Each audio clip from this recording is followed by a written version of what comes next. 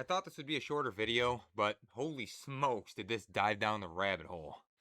Ladies and gents, today we're discussing Dieselgate, that time where Volkswagen thought they could ignore America's emissions laws, but us Americans know that Uncle Sam doesn't play around with its rules, especially when there's money involved. Before we dive in, we're going to get today's ad out of the way. This video is brought to you by me! Okay, I'm gonna level with you. Families are expensive. I work in a shop that covers my normal bills, but I want to bring you more content at a better quality.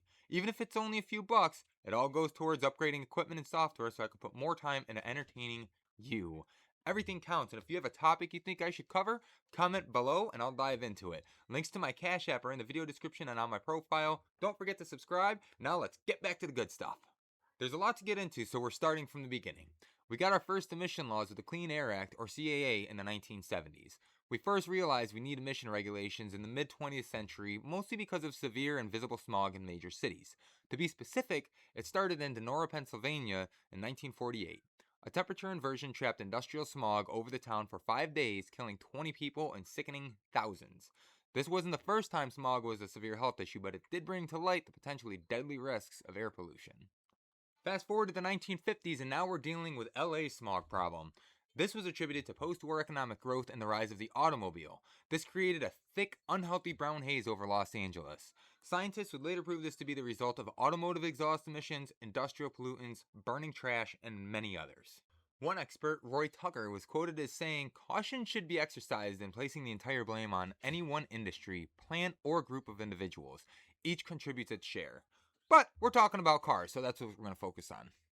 In 1955, Congress would initiate the Air Pollution Act, a narrow in scope law that basically just approved the U.S. Public Health Service to conduct research and provide technical assistance, but leaving the decision to the states on acting on the suggestions. Jump to 1965 and we've arrived at the first official Clean Air Act, the first law to give the federal government authorization to actually take action against air pollution. It expanded government research and encouraged states to develop their own control programs. We also saw the emergence of the Motor Vehicle Air Pollution Control Act that year, an amendment to the CAA authorizing the federal government to set the first national emission standards beginning with 1968 model automobiles. I know, this is boring as shit. No one likes history, but we have to discuss this to really understand the main part of the story. In 1970, we had a major update to the Clean Air Act. This decision basically gave the government the capability to make rules for controlling pollution, which directly led to the formation of the Environmental Protection Agency, the EPA. From the late 70s to the 90s, we would see further moves by the government from more regulations to designing equipment to test the emissions of both vehicles and factories. This is how we got the OBD2 emission tests many states have today. One more key thing to note is that there is a difference between federal emission standards and California emission standards.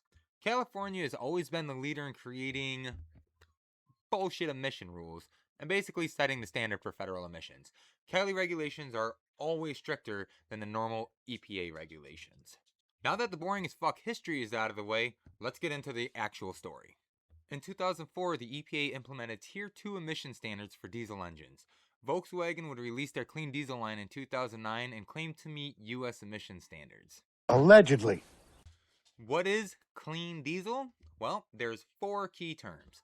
They're fuel efficient, they lower emissions, they're environmentally friendly, and they're an alternative to hybrid or electric vehicles. And why wouldn't we believe them? VW has been an American household name since the 1970s. Their cars have become a staple. We simply issue regulations and rules to automakers, test them, and overall just expect them to follow the rules. Let's start with a key statement from the Clean Diesel program. Diesel is no longer dirty. It's clean, powerful, and good for the planet.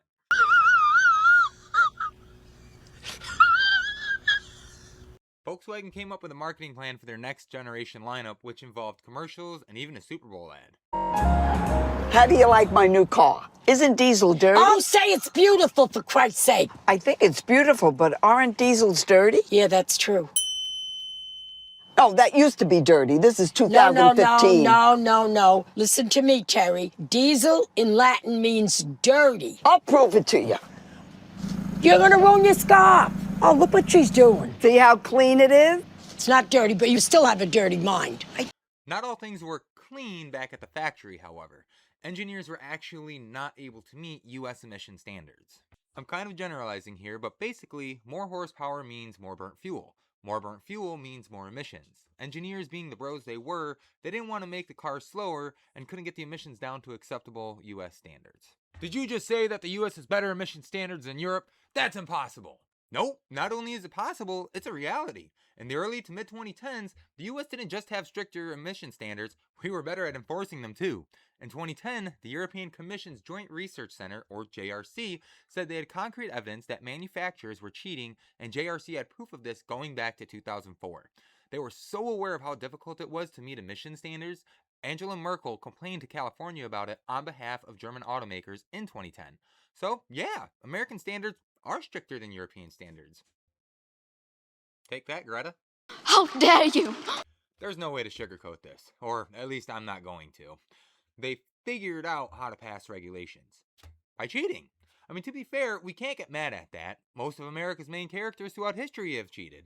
It's different, however, when health is affected. How did they cheat? By using cheating software. In case you didn't know, emissions tests are performed by a mechanic plugging a computer with a special software installed on it into your car via a plug called an OBD2 port, which connects a computer to the vehicle's ECU. This port is how mechanics pull data and malfunction codes for all sorts of systems, from the engine to the ABS. Even your tire sensors have codes when they aren't functioning. How do these devices work? Well, when the engine control unit, or the ECU, which is basically the brain of the motor, detects emissions testing, it tweaks how the engine runs by lowering fuel pressure, lowering ignition timing, and lowering gas and exhaust recirculation. When it sensed the testing was finished, it would bring these back up to their normal standard. And that's how they were able to export to America. And the clean diesel line exploded.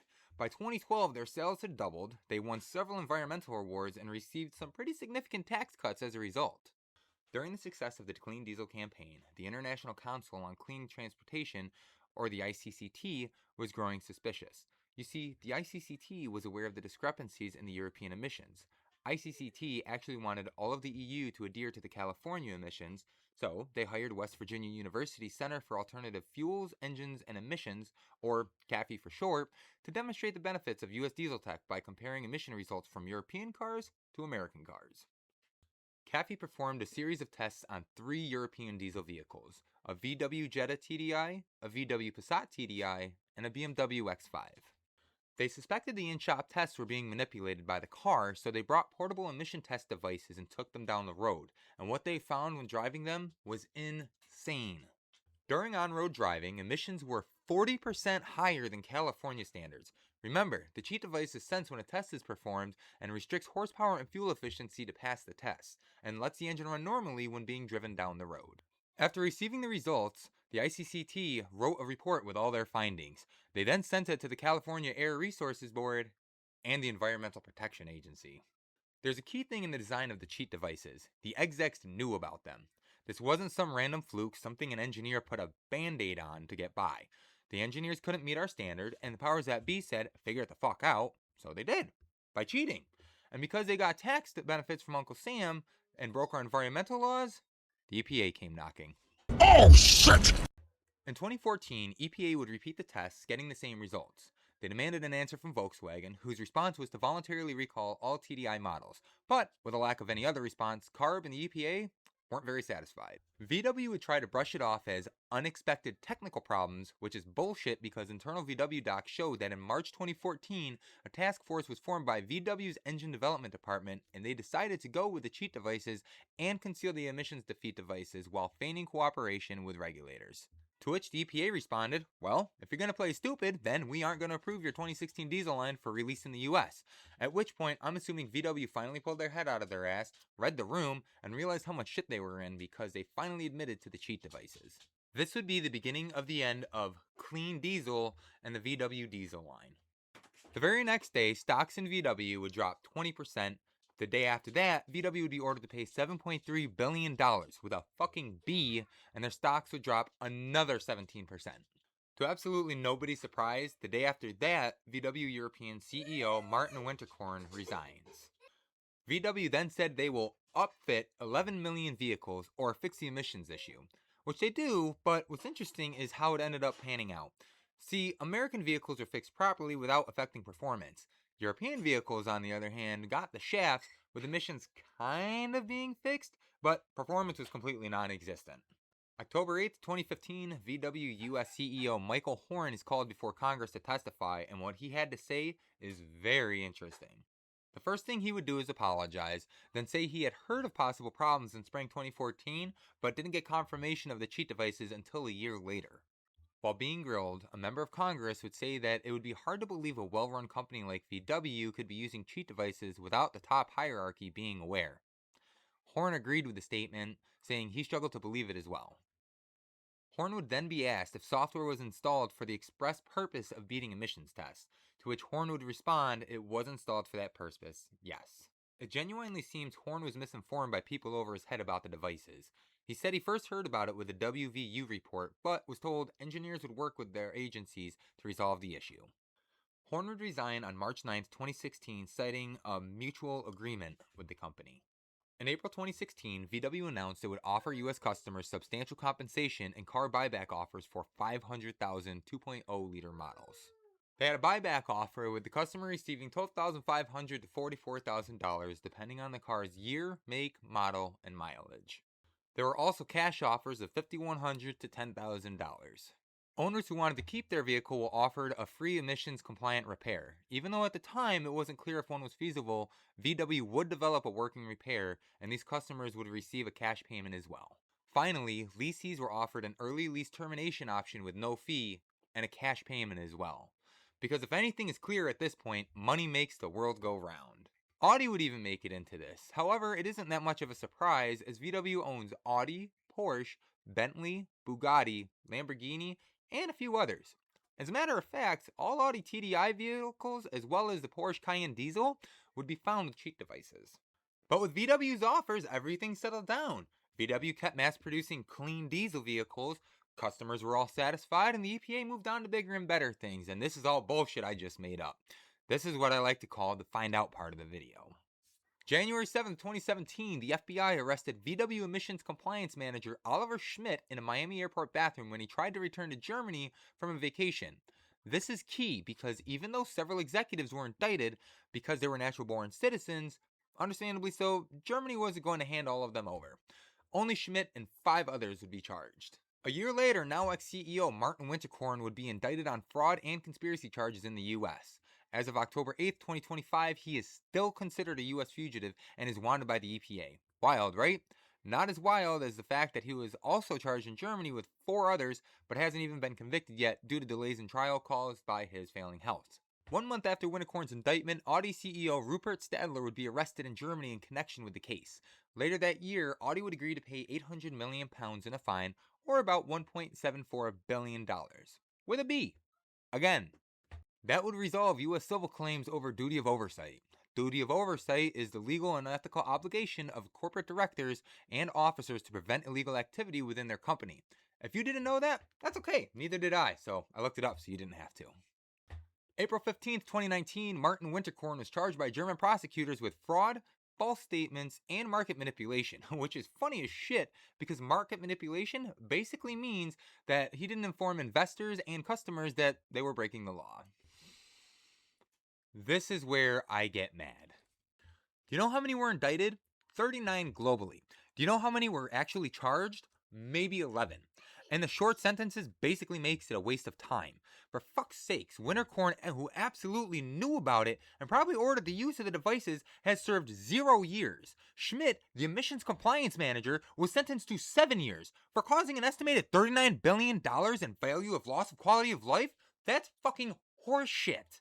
And if you're mad now, which I hope you are, wait until I tell you he served a little under 3 years, was transferred to Germany, was imprisoned there in late September 2020, and was then released on parole in January 2021. He served half of his fucking sentence.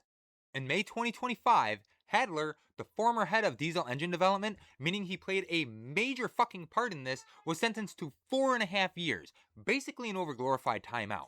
Hanno Jeldon, the fucking head of drive electronics and main software designer for the cheat device, got 2 years and 6 months. An unnamed defendant, since I couldn't find shit on the guy, got a suspended sentence of 1 year, 10 months.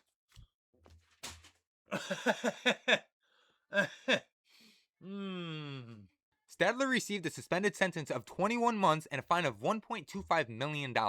31 others still remain on trial as of October 2025 for various forms of involvement. And I haven't even mentioned the monkeys yet. Oh no! Oh no! In 2018, it was revealed that the European Research Group on Environment and Health in the Transport Sector, or EUGT for short, hired the Loveless Respiratory Research Institute 4 years prior to experiment on 10 monkeys to prove that diesel exhaust was not harmful to primates. I'm going to say that again. They wanted the Research Institute to experiment on monkeys to prove diesel exhaust fumes were safe. Guess who created the EUGT?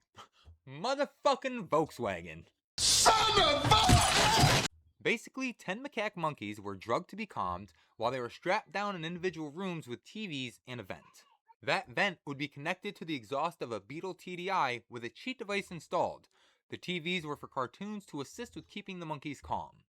Having the cheat device made the test a total waste of time.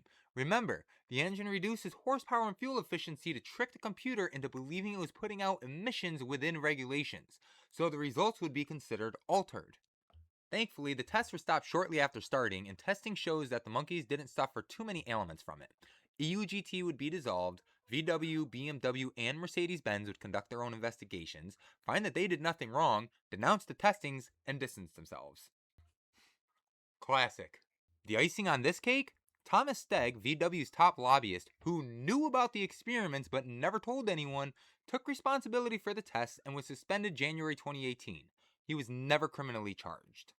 Yay! It's time to finally put a positive light on Volkswagen. With the exit of Winterkorn, VW turned over an entirely new leaf. They've slowly been shuttering the diesel R&D, with it expected to be fully shut down by the mid-2050s. It's still around because of TDI demand in Europe, but they've been banned in the US and Canada. Their new program, Together 2025, was the group's new plan in 2016 to transform the company by 2025. Its goal was to become a leader in sustainable mobility through electrification, digitalization, autonomous driving, and mobility services. It would be a major shift from internal combustion engines to EV, aiming to achieve resilience and profitability in the ever-changing automotive industry. They would do this in 8 steps. The first, transforming into a global leader in sustainable mobility. This involves shifting away from ICE engines and focusing more on sustainability. Second, electrification initiative.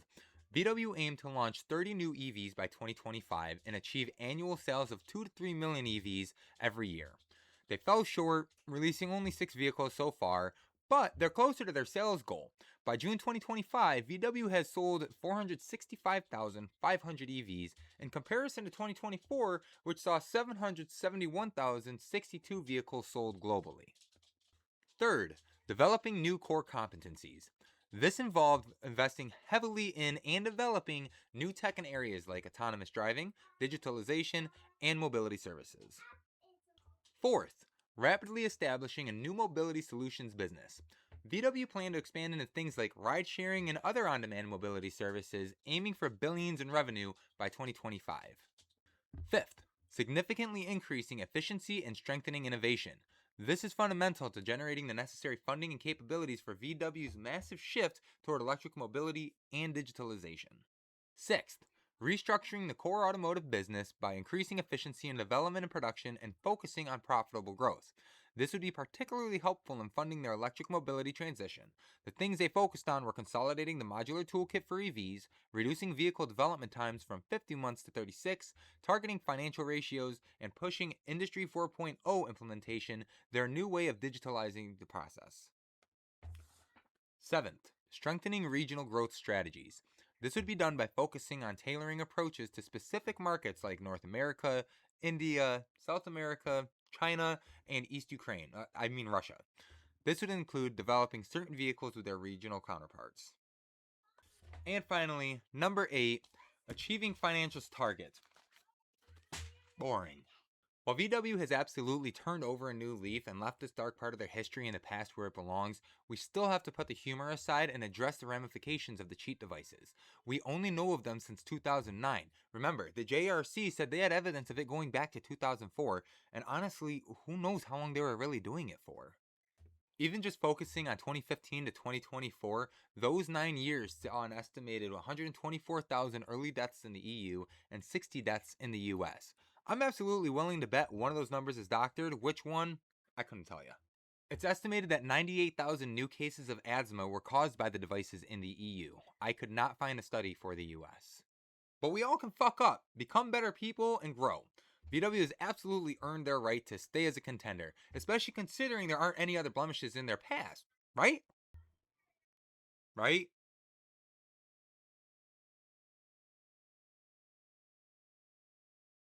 Nine, nine, nine, nine, nine. I don't know. I'm just a mechanic. I'm more of a Chevy guy myself, but this was way too interesting not to look into. I bet you'll. Alright, I gotta stop this video, and for the first time ever, I'm going off script. So, the other day, like I said, I work in a shop as a fleet mechanic. The only inspections I'm allowed to do as an state inspector is for our fleet vehicles. One of my coworkers has a 2016 VW Passat. It's gas, not diesel. And I was doing the emissions test on it, and we were sitting there talking while I was doing it, and I noticed like a rotten egg smell, which usually is indicative of bad emissions. And I was talking to him about it, I kind of made a joke about it, like, hey man, your car's getting old, you might need new cats, they're expensive. So I was just trying to, mess with him a little bit. There was no reason for me to believe that his car was going to pass or not pass inspection. And he goes, he goes, hey, aren't you doing a video on something like this about how Volkswagen was breaking emissions laws? And I looked at him and I'm like, yeah, but that was only diesel vehicles. And he just like, oh, okay, and he walked off. And I kept doing I was finishing up the inspection, and I'm just sitting there, and I'm like, I know my government. We always half-ass shit just to get it done quickly out of the way. We never, in the government, do it right. I wonder. So, I go to Google, and I ask, did Volkswagen ever get caught putting cheat devices on their gas vehicles of the same generation? Sure enough, Volkswagen admitted to putting cheat devices in the fucking gas vehicles, which we've never addressed or studied. We only ever focused on diesel. I fucking can't. I can't, because if I go down this rabbit hole, I'm gonna have to tear this whole video down, start it all over. I'm not. I'm done. I'm so pissed at Volkswagen. I'm so upset over this.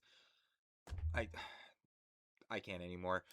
I hope you guys enjoyed this video. Please like, please subscribe for more content. I need a fucking beer.